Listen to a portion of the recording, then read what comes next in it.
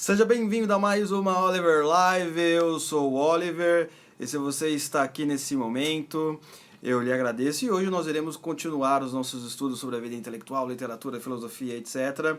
Correto? E hoje eu quero apresentar um novo livro para vocês, certo? Um novo livro é o livro do William Lane Craig, tá certo?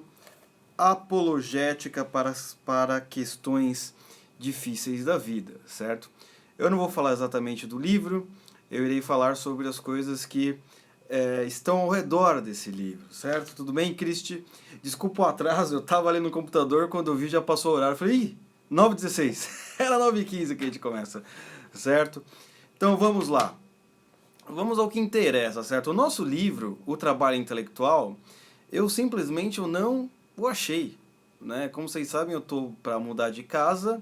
Empacotaram tudo, empacotaram até meus livros. Eu nem sei onde ele está. Só vou conseguir descobrir onde está o livro quando eu desempacotar lá na outra casa, né?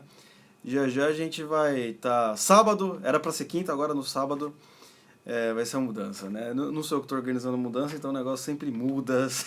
Eu só dou o dinheiro para mudar. Então vamos lá.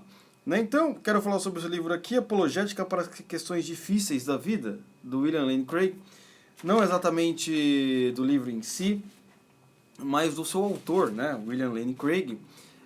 Para quem não sabe, ele é um dos grandes apologetas, né? cristão do século que nós vivemos, certo? O que é a apologética, o que é a apologia, né? É uma matéria em que você estuda para fazer uma defesa, né? Não sei se você já ouviu falar, por exemplo, do livro Apologia de Sócrates. Não é uma matéria que você vai, a partir de elementos da filosofia grega, fazer uma defesa de uma certa questão, de uma certa matéria, de um certo assunto, né? Então, os apologetas cristãos, eles usam muito William Lane Craig, principalmente para os debates, certo? William Lane Craig ele é muito conhecido nos Estados Unidos, na Europa também. Aqui no Brasil ele também tem um público razoável. Ele ficou muito conhecido por causa dos seus debates contra os 4 cavaleiros do ateísmo, que eu não lembro o nome de todos de cabeça agora, mas eu sei que um deles é o Richard Dawkins, tem o Christopher Hitchens, o Daniel Dennett e mais um que não me vem o nome dele na cabeça agora, né? Mas que é Samuel ou Sam, eu não sei, eu não tem nada a ver com isso.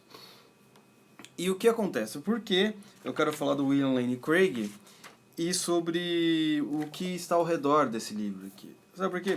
Eu tenho percebido uma coisa muito interessante, né? Vocês que fazem parte, né, do Oliver Talk. O Oliver Talk não sou eu, o Oliver Talk é uma comunidade de pessoas que querem crescer juntos, né? Eu falo, Oliver Talk não sou, Oliver Talk é uma ideia.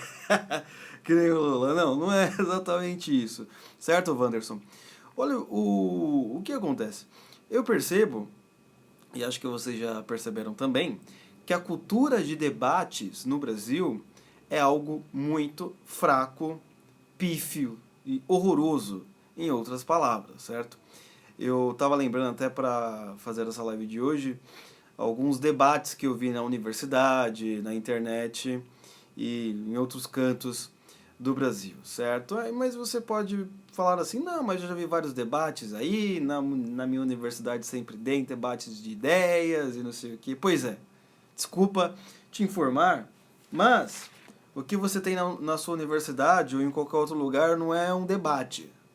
É uma conversa, ai meu Deus, agora a palavra não sai, uma conversa de comadres, não é? Eu lembro de certa vez na universidade, né, vamos trazer 2 debatedores ali, né?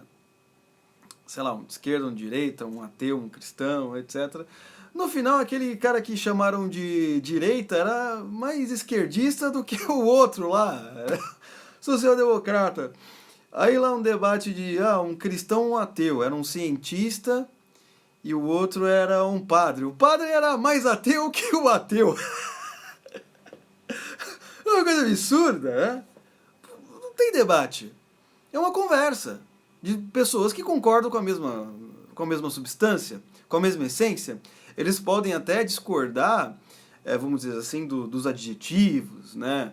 das coisas laterais, de uma coisinha ou outra, mas a essência, o ponto da questão, os dois debatedores sempre concordam. E é nesse ponto que tem que existir a treta, a violência, não é? Então, se você pensar bem, é naquela questão que quando eu vi o debate lá entre o padre e o cientista ateu, os dois concordavam que a igreja era genocida, que as cruzadas eram ruins, etc. Os caras estão lá para concordar a mesma coisa, né? E sobre direita, o cara da direita e da esquerda que também foram debater, não, o capitalismo é selvagem mesmo, etc. O que é isso, né? Isso não faz nenhum sentido, correto? Então, se você perceber bem, aqui a cultura de debate no Brasil, normalmente os debatedores eles não são antagônicos, não é? Eles são é quase que complementar ao outro, certo? Tudo bem, Wesley Fábio? E você veja que interessante, William Lane Craig nos Estados Unidos, ele ficou muito conhecido exatamente por causa desses grandes debates, né? Que realmente as pessoas são antagônicas, não é? Então você vai ter lá o William Lane Craig defendendo realmente a fé cristã com argumentos racionais e o Christopher Hitchens tentando desmoralizar a fé cristã, falando que aquilo não existe a partir de teses científicas. São realmente pessoas contrárias na sua visão, opostas na sua visão de mundo e também que tentam achar uma posição razoável, não é? Então, o que nós temos que perceber? O que é um debate, né? Debate é diferente de discussão, correto? É aquele meme do Dr. Mal fazendo gesto de aspas com as mãos, exatamente. Debate, ele é diferente de discussão. Discussão, eu posso ter aqui com você, posso ter lá com alguém da minha família. No Twitter eu tenho direto discussões, né? Twitter é violência, xingamento, etc, né? O debate, ele pressupõe certas coisas, certos elementos que o próprio Aristóteles falou em ocasião, certo? Quais são os elementos de um debate, vamos dizer assim, eficaz ou eficiente? Em primeiro lugar, os dois debatedores eles têm mais ou menos o mesmo intelecto, né? Ou pelo menos têm o mesmo gabarito intelectual para debater tal assunto. Esse é o ponto, né? Então, você vai ver... por isso que normalmente contra o Olavo de Carvalho não tem nenhum debatedor.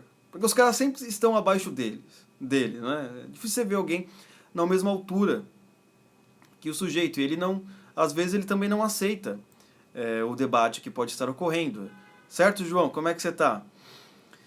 Então, você vai ver muitos debatedores, por exemplo, de universidade, né?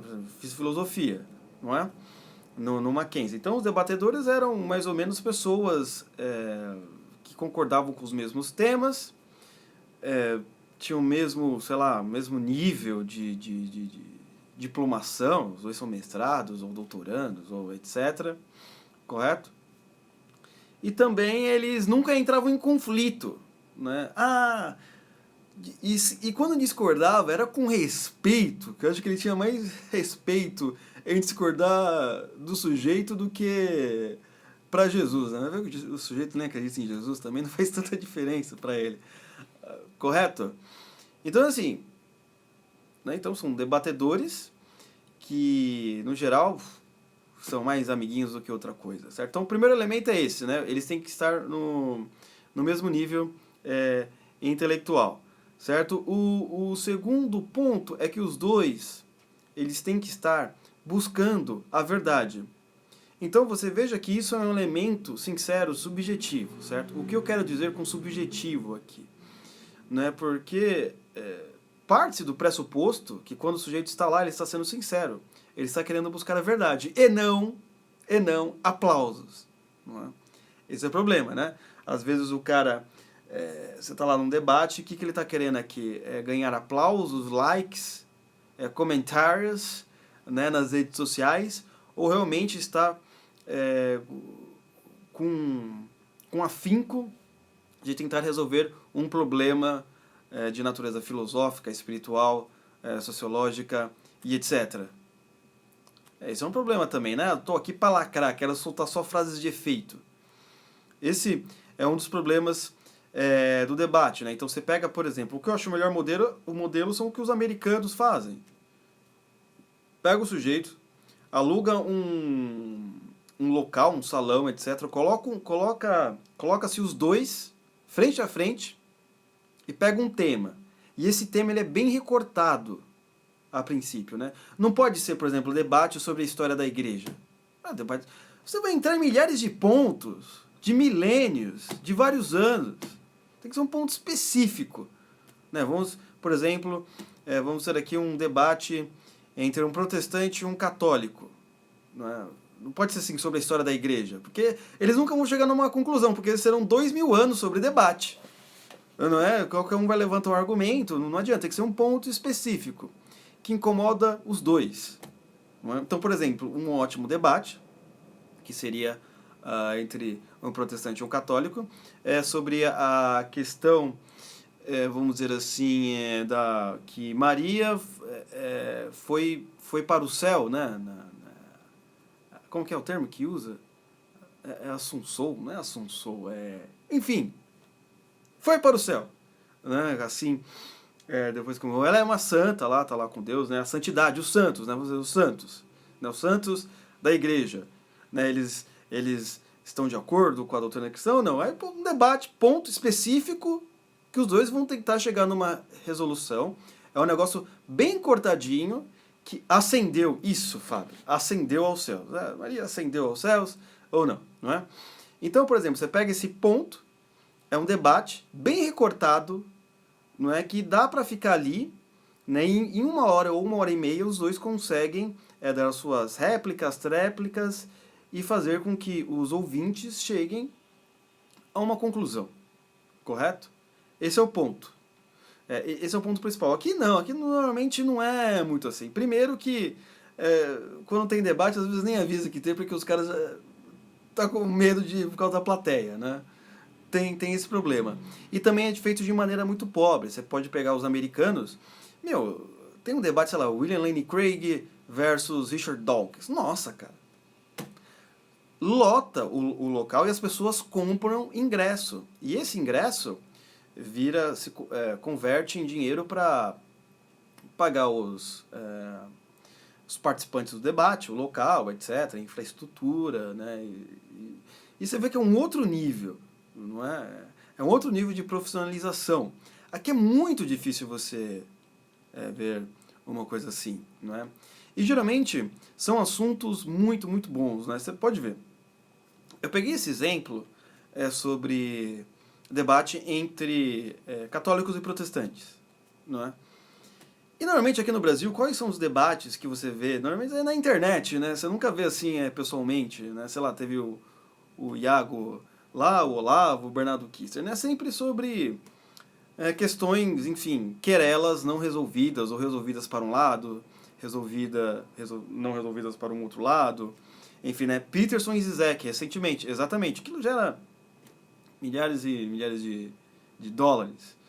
Né? E aí eu estava vendo uma discussão, né? Eu estava lendo um livro do C.S. Lewis, um livro antigo dele, e ele estava discutindo com Chesterton. Né? Tudo bem que o Chesterton ele já estava falecido. Né? Eu vou explicar como era a discussão, senão você vai achar o debate, porque senão você vai achar que ele, sei lá, o Lewis ele foi lá para um terreiro, né? Baixou o espírito do Chesterton. Né? Então, ele pegou, por exemplo, uma questão sobre uma poesia que Chesterton estava estudando, e o C.S. Lewis escreveu que discordava daquela visão poética de Chesterton sobre aquele tal texto. Né? Você vê, nossa, cara, você vê, são pessoas diferentes, né, vamos dizer assim, com visões cristãs diferentes, que estão debatendo poesia, alta cultura, etc. Não estão se limitando apenas àquele debate que acontece há 500 anos sobre os problemas, sobre as querelas não resolvidas entre protestantes e católicos. Então, o que eu estou querendo explicar com isso é que às vezes a gente está preso também nos debates a esses problemas. Né? A gente nunca consegue pegar pessoas de religiões diferentes, posições políticas diferentes e debaterem outras coisas. Né? Vão ficar sempre presos àqueles problemas pessoais também. E aí você vê que existe uma outra diferença também. Né? Então, É como se você pegasse alguém de direita e de esquerda, e vocês não vão discutir política, certo? Vocês vão discutir a filosofia de Sócrates, a dialética. O que você acha sobre dialética? O que você acha sobre dialética? Pô, um debate sensacional, certo? Eles iriam sair desse campo. Só que as pessoas não querem saber disso também, né? Os caras não querem saber disso, eles só querem debater disso. Então, até os debatedores brasileiros, eles não conseguem fazer isso porque eles são especialistas do especialistas do especialista. Ele sempre está preso, né, àquele tema, né, aquele recorte, aquele probleminha, e ele não consegue sair de lá. E quando você chama para ele debater uma outra coisa mais abrangente, algo atemporal, né, porque a política a gente sabe que a cada dia ela está mudando, né? Quantos presidentes mudaram e Machado de Assis continuou, né? O que eu sempre falo. E os caras, eles não vão sair disso. Não vão sair disso em hipótese nenhuma. Então, esses são os problemas que você vê no debate nacional, né? Que basicamente não existe hoje em dia. Existe assim, mas, comparado com o que os americanos estão fazendo, aqui é muito, mas muito, muito, muito pouco. E quando tem os qualificantes, os debatedores são totalmente desqualificados, né? Eles nem sabem o que é o status questionis, né? O que é o status questionis? O status questionis, ele é o status da questão. Então, por exemplo, se eu for debater sobre aborto, né? Eu sou aqui, Luciano, eu sou contra o aborto, né? As pessoas estão muito monotemáticas atualmente, exatamente. Eu sou contra o aborto, então a pessoa quer a favor do aborto, né? Para nós debatermos segundo essa regra aristotélica, que eu disse para vocês, nós temos que saber qual é o status questionis. O que é o status questionis? Bem, é você saber em qual ponto está o debate sobre aborto nas universidades, nos livros, e aquilo que já foi discutido. Não adianta eu chegar lá com a minha opinião pessoal, porque eu li um livrinho ou vi na notícia tal. Não, eu estou acompanhando esse debate do aborto desde lá de Abraão, quando Deus falou lá para Abraão não sacrificar seu filho, mostrando que Deus era totalmente, o Deus de Israel era totalmente diferente dos deuses das nações diferentes. Estou acompanhando esse debate desde aquela época, né? Não que eu vivi aquela época, mas que eu estou lendo sobre questões desde aquela época, os debates sobre aborto que ocorreram na Igreja Antiga, no Iluminismo, na Revolução Sexual, etc. Li, estudei tudo isso, etc. E agora eu sei qual é o status da questão, eu sei onde está o debate, onde está o que as pessoas estão falando hoje, porque eu já sei que estão falando no passado. Normalmente não, o sujeito nem sabe do que está se falando, ele vai lá dar a palpitaria dele, né, dar a opinião dele, ele nem sabe qual é o status questionis do debate atual, não é? Mesma coisa que se for falar sobre ciência, né? Também não dá para debater sobre ciência, tem que pegar um ponto específico, né? Teoria da evolução. Não é verdade? As pessoas que falam da teoria da evolução falam de uma maneira, nossa, muito crua. Você veja bem, eu mesmo não sou um estudioso da teoria da evolução, mas, pelo que eu vi até o momento, existem várias versões dela e algumas já caducaram, não é? Então, assim, quando você for um debate sobre a teoria da evolução, tá? Qual teoria da evolução nós estamos discutindo aqui, correto? Em primeira instância. E qual temas que nós iremos falar sobre aquilo. Certo, Raquel? Como é que você está? Seja bem-vinda. Né? Boa noite, André. Então, você veja que esse tema do debate, ele é muito fraco na cultura brasileira. Diferente do local que a Raquel se encontra no momento. Mas eu lembro de um debate, eu não estava vivo naquela época, eu apenas li o debate, que era do Mário Ferreira dos Santos contra o Caio Prado Júnior. Né? Não sei se vocês já leram esse debate, mas ele se encontra aí na internet, qualquer site você vai ver aí, né? Que estão discutindo o quê? O marxismo. Que era o marxismo e as suas influências no cotidiano, né? E o debate começou com... primeiro, vou apresentar aqui os debatedores, né? Caio Prado Júnior, ele é um dos grandes, vamos dizer assim, não vou dizer grande exatamente, mas um dos historiadores brasileiro mais conhecido. Tem livros sobre história, ele é estudado na universidade, e ele é um historiador marxista, né? E o Mário Ferreira dos Santos, um filósofo, né, brasileiro, que segundo o Olavo de Carvalho é o maior filósofo que o Brasil já teve. E o debate ele ocorreu na seguinte instância, né? Começa o Caio Prado Júnior falando sobre o marxismo, não sei o quê, né, sobre a relação de marxismo e história, e vem o Mário Ferreira dos Santos, com seu jeito singelo, e fala assim pra ele, olha, primeiro, antes de eu começar minha resposta, eu tenho que te ensinar o que é marxismo, porque você não explicou pra ninguém o que é marxismo, apesar de você ser marxista. Sensacional, não? Então você tem trechos também, o William Lane Craig falando pro Christopher Hitchens, né? Christopher Hitchens estava respondendo, eu não sei se é o Christopher Hitchens, tá? Mas é um dos 4 cavaleiros do ateísmo. William Lane Craig também, do seu jeito singelo. O Christopher estava falando do argumento gap, né? God's gap, né? Que é o argumento que... O que acontece com esse argumento? Que ele diz que o cristão sempre usa quando nós não temos respostas, né? Então, por exemplo, a ciência chega e fala não sei o que, o mundo ele foi criado dessa maneira. O mundo, sei lá, ele foi criado por átomos, não sei o que, demorou tantos e quantos anos. O que o seu Deus tem para dizer sobre isso? Não, meu Deus sabe todas as coisas, ele sabe como explicou isso, né? Então o cientista ele fala assim, não, mas no caso então, no debate, o Christopher falou assim, mas então, é porque está escrito na Bíblia que o mundo foi criado em 7 dias, né? E a gente sabe, por experimentos, que na verdade demorou bilhões de anos. Correto? E vocês, cristãos, falando desse argumento aí, o Deus das lacunas, ou coisa do gênero, falando, não, mas aí não sei o que, né?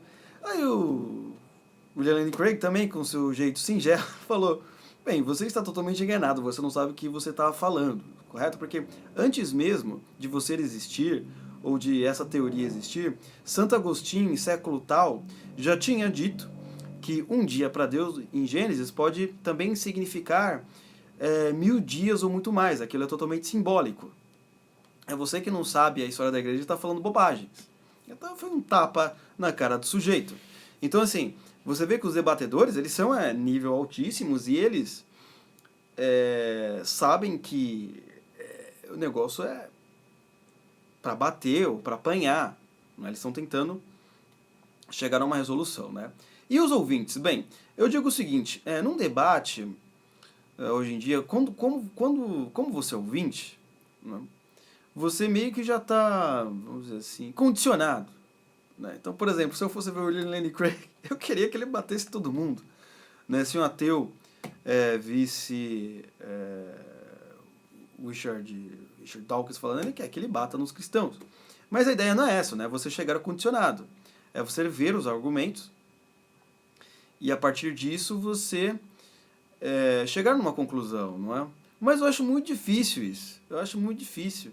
A plateia ela já é meio convertida, sabe? Já está lá meio convertida, assim, né? Mas tem um debate do William Lane Craig que eu vi, é um dos primeiros dele, sei lá, da década de 90, inclusive, né? No final mostrou como que eu posso dizer? Um score, né? Um resultado, né? Assim, no final de debate estava lá, tinha 1000 pessoas que não acreditavam em Deus e 500 dessas pessoas começaram a questionar, pô, acho que talvez exista. 200 delas começaram a pensar, eu acho que eu vou querer